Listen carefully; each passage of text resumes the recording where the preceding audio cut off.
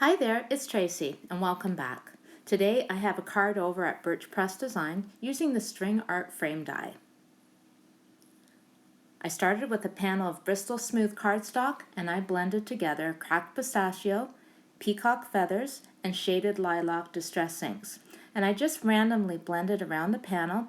I didn't worry too much about where the blends were joining or making any mistakes. I just filled all the space up because I'm going to be covering this panel up with a stencil once I'm done. So I just got the ink down until I was happy with it, and then I moved on to my stencil. I used the ring tile stencil from Birch Press Design, and I started by flipping it over and putting my panel on the back of the stencil, and I taped it down with some purple tape so that it wouldn't move around when I did my stenciling. So I just got that laid down with the purple tape holding it in place, and then I flipped it over and I used some post-it tape to make sure that I got the stencil, all four sides of the stencil taped down to my craft mat. That way it wouldn't wiggle underneath and it's not going to wiggle on top. I used Nuvo Glimmer paste in Moonstone, and I started with my palette knife laying the paste down at the top and moving it down until I had the whole stencil covered, moving down, adding more paste as necessary, and then I smoothed it out, making sure there was no lines on the top of it because they would dry that way. Got it nice and smooth, and then I stopped, very quickly cleaned up my palette knife, took off the post-it tape, and I revealed the panel underneath. It has that beautiful stenciling on it, and I set it aside to dry for a little bit. Then I cut the string art frame from a piece of heavyweight white cardstock.